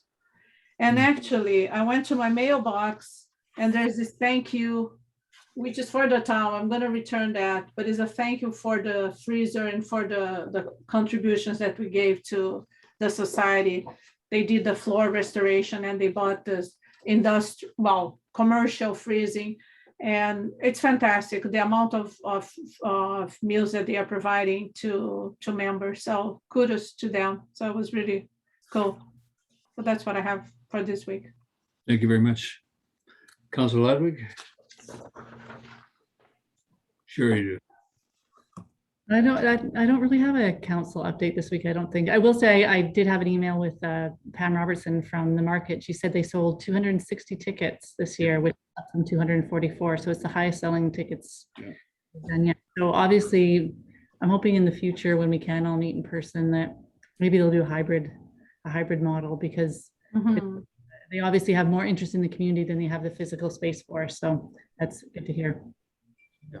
I don't have a council report for this week. I can't even remember what I've been working on, to be honest. It seems like Mark Brown and I seem to be communicating regularly about Holland Lands, about the various different initiatives that I want to see happen. I found our Finishing Strong workshop a really positive meeting. I thought that was really progressive, one that we all participated in. And so I'm looking forward to hearing the outcome of that. But other than that, I think I probably attended the Sunshine Coast Affordable Housing Society workshop, or not workshop, meeting, as I do every month, and been working with Mark. And other than that, just I'm just going to add a couple of minor things to Mark. It reminded me, I had lunch the other day with Michael Pickup. Michael Pickup is the new Auditor General for British Columbia. And we had a very good conversation. It was just kind of opportunity, his office, he was actually getting out to see British Columbia because he's from the East Coast. So he's getting around, and while I was there, I introduced him to Matt, District Sea Shelter Council, and he arranged for Councilor or Mayor, there goes my mind, Mayor Seegers to come up and actually meet with Michael as well. Very interesting. I highlighted things like the opioid crisis, policing, and homelessness is some of the issues that we are concerned about here, mental health. And I think she, being aware of that, I highlighted a few other things that, things that these are provincial programs that my concern with the opioid crisis, it's got lost a little bit of steam because of COVID. And so it doesn't have the same level of attention. I actually had a friend from Tuktoyaktuk came down here to the Lower Mainland this weekend because her 30-year-old son died of an opioid addiction. A healthy physical fitness guy who was celebrating the fact that he just got accepted into chef school and he wasn't a drug user, but the celebration led to using drugs and he died. And that's really unfortunate. Councillor Ladwig? I don't have the stats on this, so maybe I'm speaking out of turn, but with regard to this, if people were to go back to the beginning of COVID, I think we've lost more people in British Columbia due to the opioid crisis than we have from COVID. Yeah. And it's still happening. And in fact, I think this last month was on record. So it's getting worse. Yeah. So my question to him was, how do we audit that program to make sure it is achieving the goals that they set out to achieve? And should they be changing those goals? The other thing is that I want to remind everybody that Thanksgiving is coming up October 11th. There will be another community dinner cooked by Councillor Kroll at the Legion. I'll be setting up tables with my family, and anybody can welcome to join us and serve. We're hoping, Evie, that some of the students from the school will come and help us serve again. They've been outstanding in the past coming to serve. And we have, as of this afternoon, I see over 200 reservations for dinner. And that doesn't include the 40 that'll go across the street for the supportive housing. And so that we are looking forward to that. So it's a very important time. There'll be takeout again. So people have to come, and they come through the line and fed, their plates are filled by students. Evie, you want to add? Yeah. So I could talk to there's a few clubs after during lunchtime. I could go around, and I'm sure there's lots of kids keen to help. And I know there's a few people at my school who go and they go eat dinner there for Thanksgiving. So yeah, I'll definitely tell people about it. Yeah, that's great. So that and anybody else, if you're looking for an opportunity to volunteer, there's serving, there's cleaning up the kitchen, there's setting up the tables, there's taking down the tables. It's a fun day because it's a very rewarding day to be serving people. Yeah, helping out the communities. Yeah, thank you. David, you had something to add? Just very quickly with respect to Elphinstone, at Christmas, the culinary team did a lot of the cooking for us, and it was because of where they are in their course. And obviously this year they're not as advanced in their courses, so but they are participating, and just kudos to Elphinstone. They've been incredibly supportive with these ventures. Yeah. Oh, good. I'm happy to hear that. Thank you. And Evie, do you have anything to report from your short time back at school? It hasn't been too much. I'm going to talk to Miss Bailey about looking at the alternative youth counselor for backing me up. I was really grateful for Gravity helping me out, so I'm excited to get a grade 11 going. Good. And giving them the chance to join you guys. I'll talk to Miss Bailey about that, but for now, that's just where I'm at. Excellent, thank you. David? I have sent Sue Bailey the terms of reference and this year's sort of application, and I don't know, do you want to mention the MOU? No. I haven't heard. No, I didn't mention. No, it's a work in progress. Yeah. Okay. And the other thing is that Councillor Kroll has prepared, I mean, maybe we already reported this already, but we have a large plaque now in our lobby, which has all of the names of the youth councillors on it. And it's room for 100, so we're just going to keep on going. So it's great. You are immortalized now in the lobby of the hotel of the town office. So thank you. Yeah. Okay, well that's good. Anything else that council wishes to add? I'm sure we're going to get a travel report from Councillor Lumley when he comes back. So we'll go to correspondence. The correspondence for the week of ending September 20th and September 27th. Motion to receive. Councillors, thank you, Councillor Kroll, Councillor Ladwig, thank you. Anything arising from those correspondence? Councillor Kroll, go ahead. Just wanted to mention the SCRD Transit 101 workshop, October 15th. I mentioned. It has been canceled. What's that? I think it was canceled, wasn't it? Canceled. It may have been. To be rescheduled. Okay. It was canceled. Already. I'm bad. Just sort of a segue from what Councillor D'Andretti was saying with respect to the 30th and the Day of Reconciliation. The RCMP did 30 days of action, and through the month of September, 30 days, they listed things worthy of following up or pursuing. And with permission, I will forward this to Elizabeth to add to our reconciliation website, because there are some really good short online movies, some books to read.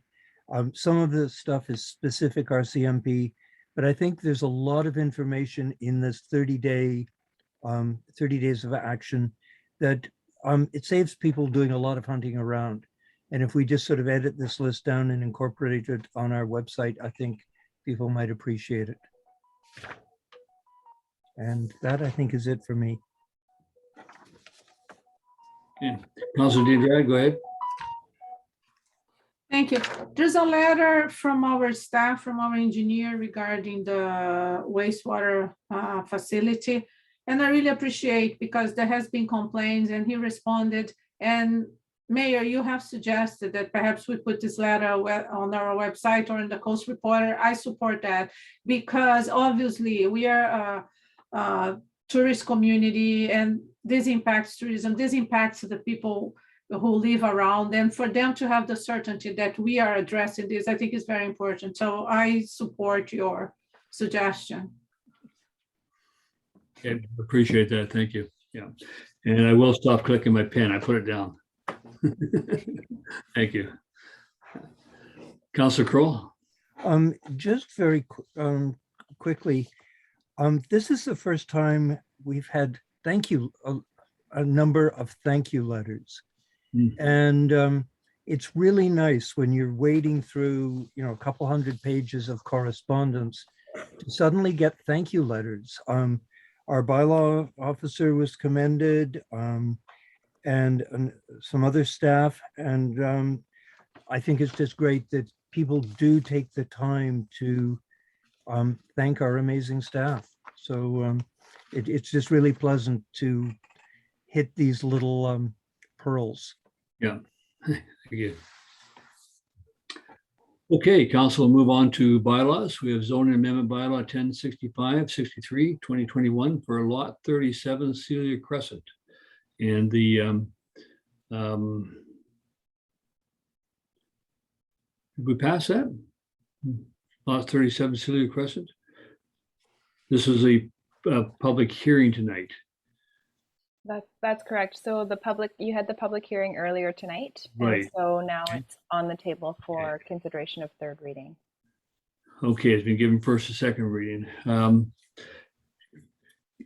going to recommend that we defer this until Councillor Lumley is here, and so that we can all have a conversation about it, because I think there are some other issues and questions. I'd like to talk about the storm sewer. So I'd like to motion to defer this to the next meeting of council.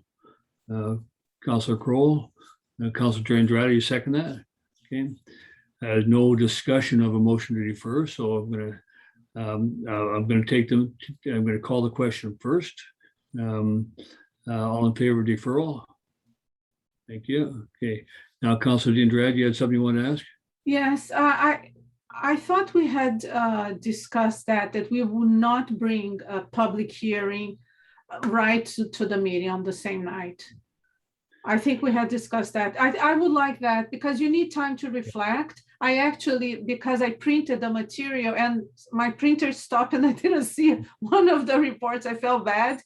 Yeah. So anyways, it gives time for, to review and I mean, these are important decisions. I agree. My preference as well is that Councilor Lumley have a chance to read the report of the public hearing and then consider it. Councilor Ladwig? I only saw one correspondence in my package. Was the first one. That'll be part of everything. So yeah, there is quite a bit of correspondence there. So I don't know why you didn't get the rest. Maybe it's in your box here now. I don't know. But the agenda that was on our website, like I always pull it up from our town Right. website, only had one correspondence on it. Okay. Well, then the rest will be included in the report. Was updated. Gotcha. I was looking at it during the public hearing, and so I just thought to myself, there was a disconnect in our timing or whatever, and it's a public. I don't know. Anyway, Corbett. Yeah, so this gets mentioned commonly, and one of the things to check for, Councillor Ladwig, is if you have opened the document previously, your cache will store that version and won't upload the most recent one. When you click on it, it will return to the previous version you downloaded. You have to clear your cookies or your cache before you try again. Some people were having that same problem this evening, and then they got it, and then they're like, "Oh, that worked." So I'm hoping that's all that was wrong with yours. okay, good. Councilor Cole? I was just going to mention what Okay. the Yeah. So I agree, Corporate Officer, with Councilor Diandrad. I would rather see us give some time between the public hearing, rather than come to the next meeting of council after there's been a public hearing, so that there can be a report.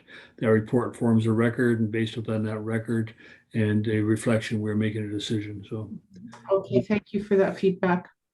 Councilor Crowe? correct me if I'm wrong, sir. I understood part of the reason that between the public hearing and the issue being voted on was to eliminate the chance of receiving additional information. It is true. We can't receive. So we cannot have to be receive. careful that, if we defer this to the next council meeting, we all have to swear on our, that we are not going to receive additional information. Otherwise, it has to go back to public hearing. Well, we're not going to, that's right, yeah. So we don't want to have those discussions with anybody. We're just kind of preparing ourselves to make a decision. Yeah. Okay, we'll go to unfinished business. And Councillor Crowley, this agenda package is made up of 90% of your material. So, yeah. Sorry about that. Councillor Ladwig first. Sorry, Councillor Ladwig. Yeah. Sorry, I just wanted to go back to that previous bylaw. I also think it's important that, like, there was a number of comments at the public hearing. Are we not allowed to discuss it? That's right. We're not allowed to discuss the public hearing? No. Then disregard. Thank you. Thank you. Yeah. Mr. Brown? Yeah, just a reminder, that's quite correct. There's no further input other than professional technical advice from staff. That's the only input council can have.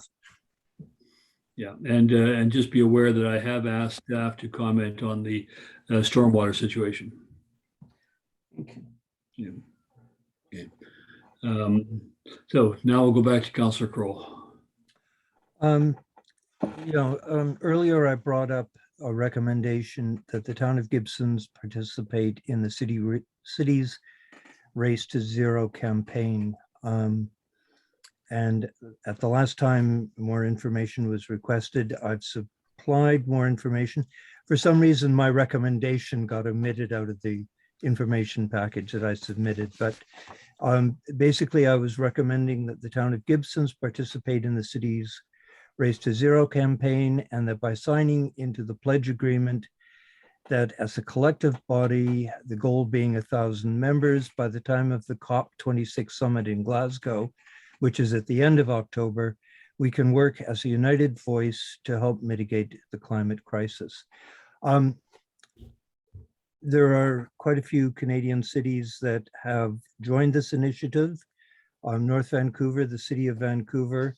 And I just felt, at the time I had presented this, the UNESCO Biosphere announcement had not been made, but now it has been made. And as Mayor Beamish is touting us as the gateway to the biosphere, I think it's only appropriate that we join this group.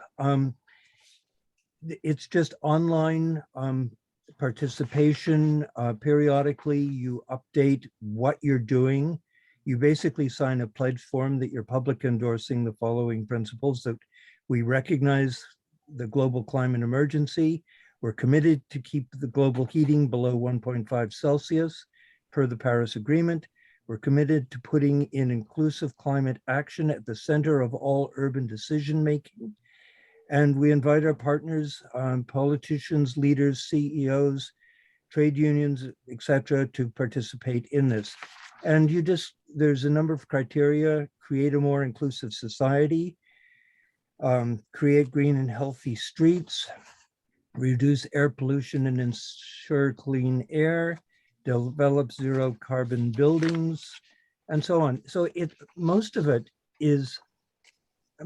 are actions that we're already doing or committed to within our strategic plan. So I just felt that this would give us another layer to the work we're doing, and probably perhaps, as a reminder to incentivize us to work towards our strategic plan goals with respect to climate. So I would ask that we pledge that we sign on as a member of the city's Race to Zero campaign. Councilor Dean Drad. Thank you. I obviously support that. The only thing I hope that with this initiative, we take things a little bit further. I know we have been doing things here and there. What I feel is a little bit of lack of integration and something that we already acknowledge in our strategic planning, that we will look at everything under the lens of climate change. I understand there is a big step, and sometimes it's not easy. We are a small town and staff is busy, but I hope with this we have more resources to do so. I mean, one of the bullets here is ambitious adaptation visions and goals based on quantified scientific evidence when possible to increase local resilience to climate change. I know in certain areas we move forward, but I just hope with this we integrate everything. So now we are just, because what I feel, for example, even we made a commitment in our strategic planning to do a climate change, which is a plan, which is bold, and we haven't even touched. And I know we are not going to do.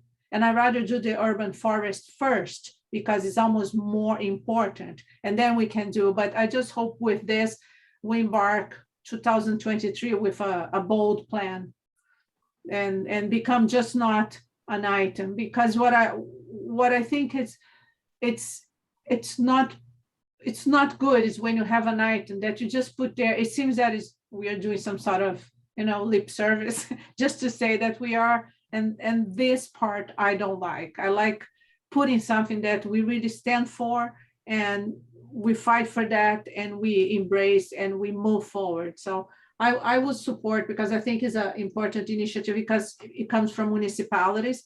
So I think it's important. And our neighbors have been doing, which I think is also, Vancouver has a lot of capacity. We can borrow a lot of their strategies because they have dedicated people for that. Yeah, no, I appreciate that. Councilor Ladwig? I have two thoughts. I mean, I certainly support the intention of it. So, yeah, I guess my two thoughts right now are, we're kind of in the I think we're going to be talking about our work plan for the remainder of our term. And I kind of wonder if this would be a good thing to, I don't mean to keep deferring things, but to kind of add into that discussion. And the reason I say that is, and this leads to my second point, I'd almost like to hear from staff, and I don't know if they've read this report in our agenda this evening or not, but you know, what the commitment would be for us to even report out on it regularly and even to try to implement it, like to think about what this really means for staff and the level of resourcing that we're going to put towards it relative to these other initiatives that Councillor D'Andrade just described, like the urban forests and these kinds of things. Like, I kind of feel like I'd like to have this initiative in a broader discussion with the other initiatives that we're also talking about in relation to climate change. And it might very well be that this is the overarching umbrella that we use to capture a lot of those other things in, but I kind of feel like I'd like to have that discussion with that context, if that makes sense. Mark, can I ask you, do we still, or Director Plan, do we still report on the CARP? Even though the province no longer has that program, are we recording our emissions and things? Yeah, I think last year, if I recall, they postponed it, so we didn't have to fill out the information.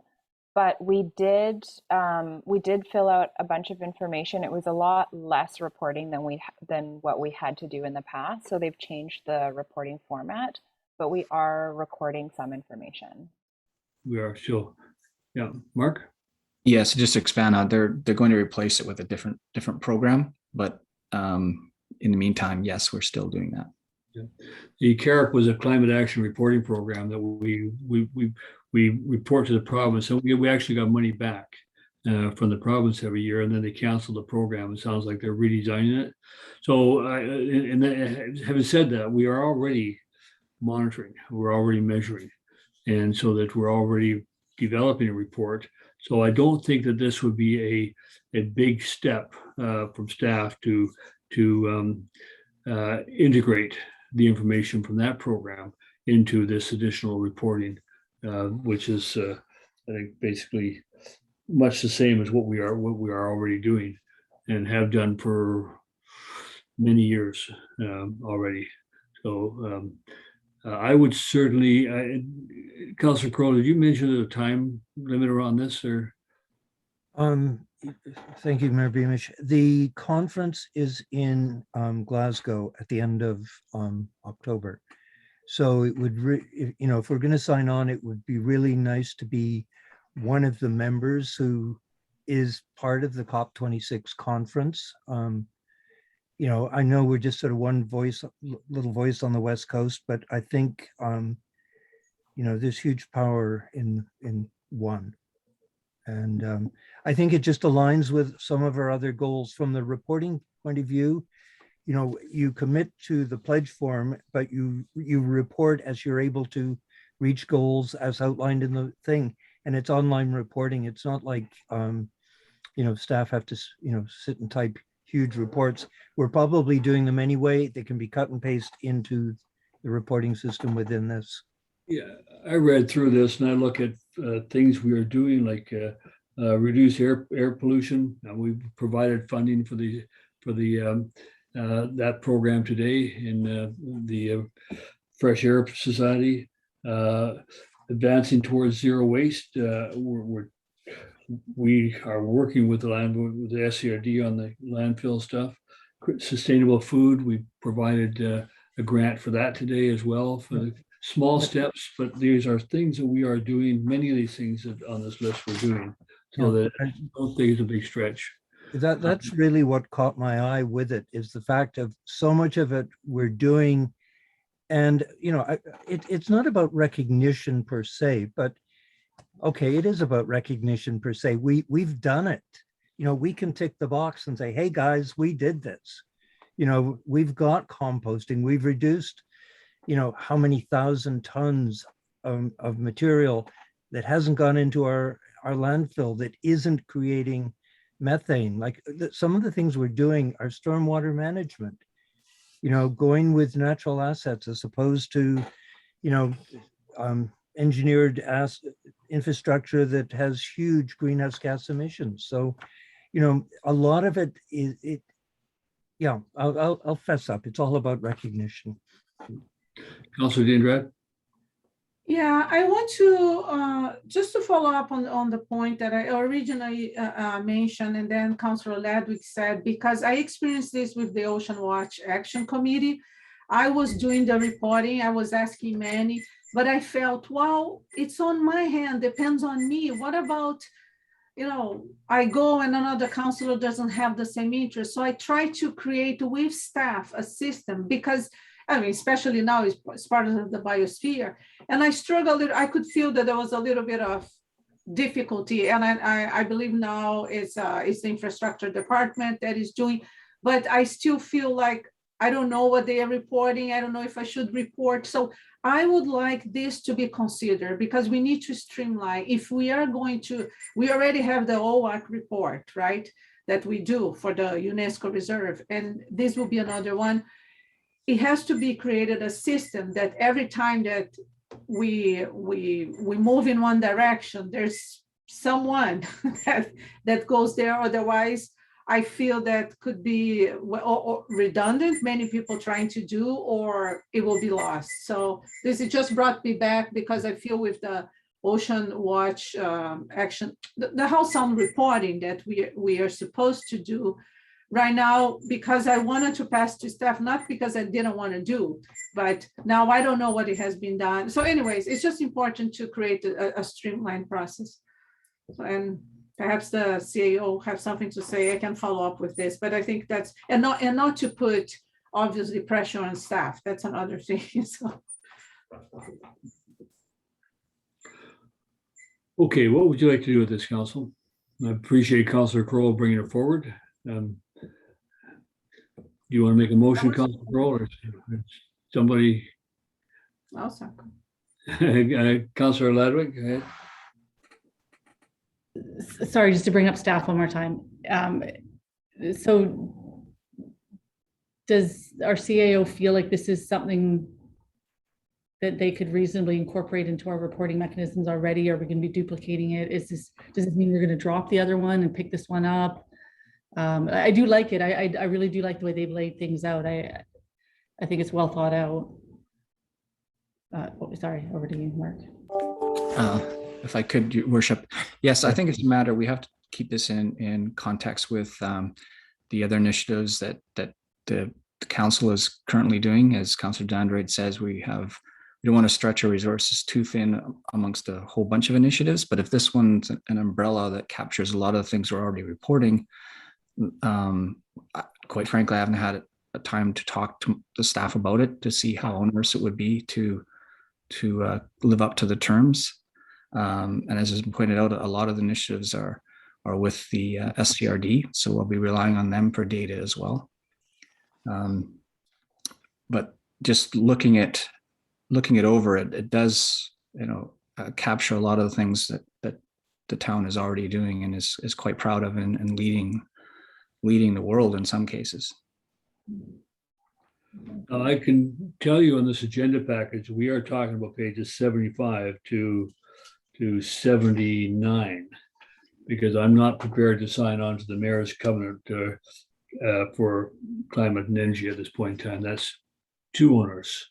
So we're talking about a very small portion of the paperwork is on your agenda. Yeah. Councillor Crowell. Oops, just for clarification, the city's race to zero came out of the mayor's group. Great. Yeah. They created the city's race to zero project. So that was just background to this. It's not something else we're signing on to. No, but something that is in the package that I did include is the resource book that is available to members of the group. Yeah. So, yeah. Well, I'm certainly comfortable. I believe it's not an onerous thing from what I can see in reading it document. So make your resolution, make your recommendation, Councillor Crowell. I would move then, with your permission, sir, that the town of Gibsons participate in the city's Race to Zero campaign, and that by signing on to the pledge agreement, that as a collective body, the goal being 1,000 members by the time of the COP26 summit in Glasgow, Scotland, 31st of October through the 12th of November, 2021, we can work as a united voice to help mitigate the climate crisis. Oh, you had something ready. Okay. Seconded by Council Deidre. And there's no part of that resolution says you're going to Glasgow. I take it. So my cousins have a wonderful pub in Glasgow. I would love The to carbon cost of going to Glasgow would be far too great, I'm afraid. But I will just, I'll let you call the question and then I'll just add one comment. Call the question. All in favor? Thank you. Thank you. Thank you, everyone. A young fellow who used to work for me at CBC, he's actually doing, he's one of the producers of TED Talks. And prior to the COP26 summit, they're doing TED Talks from Edinburgh because most of the climate activists in the world will be there and they're going to be doing TED Talks. And my ex-coworker, Jamie, is producing them. So good. Yeah. Okay, Council, we need to make a resolution motion to extend this meeting. And it's 9 o'clock now. We've managed to talk ourselves through. So what's council's wishes? We have a fairly full agenda of closed meeting material. How late are you allowed to stay out? I think we have to say 10 realistically. And we can hope for 9:30. Yes. So Councilor Deandrad recommends 10 o'clock. You have a seconder for 10 o'clock? Say 9:45. Come on. Yeah, negotiating 9:45. Okay, I'm okay with that. Second is 9:45. All in favor? Thank you. Okay. So Mayor Beamish. Yeah. I would like just to propose a resolution following up this conversation. If the CEO can bring back how the reporting would be. It doesn't need to be in the next council meeting, but because I feel there's the OWAC report and then there's this reporting and he can discuss with staff. I just is important that a mechanism, an easy mechanism is in place. And we know also who is the responsibility, falls onto the CAO or right, and council can also be aware if I want to know who am I talking to, or is there a place that I just can go and see it, or is our communication officer? I don't know. Do you need a resolution, Mark, or can you just bring some information back to us, or? I can bring back some information based on this discussion. And maybe some of the CAREP reporting documents we've done in the past as an example, because that's fairly good process. Correct, yes. And Mark, if you can include how sound. I know, I believe Michelle Lewis is doing, but I just want to understand how it can be communicated as well, because now I don't, anyways, it's this kind of thing. Yes, she's attending, but not actively reporting on a regular basis, which we can do. We can do that, thanks. Okay, no new business, no motions. We'll go to inquiries now for anybody who has had the patience to stay with us. If you have any questions, please make yourself known to the corporate officer. We have one person joining you, Connie Jordison. Okay, thank you.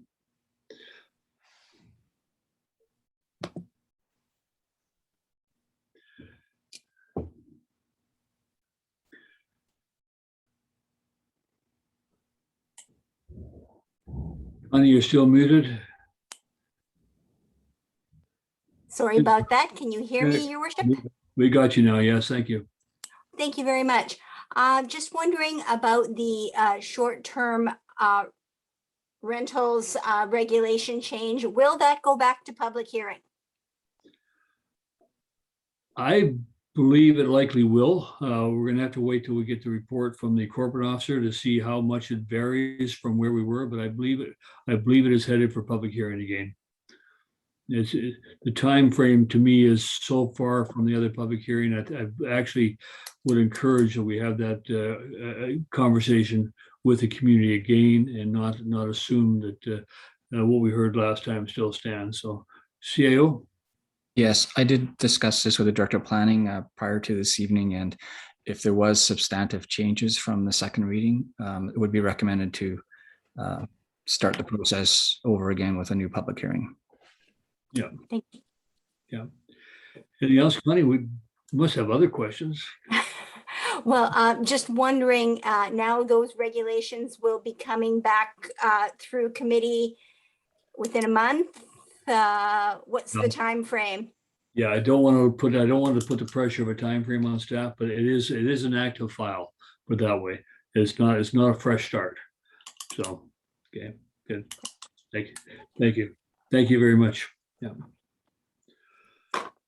Okay, being no further questions, so have a council, we have a motion to close the meeting in accordance with section 91A and E of the community charter, personal information and acquisition, disposition, or expropriation of land or improvements if council considers disclosure could reasonably expect to harm the interests of the municipality.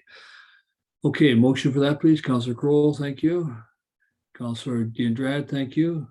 I'll just ask council that you please make sure you're in a safe place to have a meeting and that in a private place, and we'll give you 5 minutes and we'll come back. Okay, take 5. No.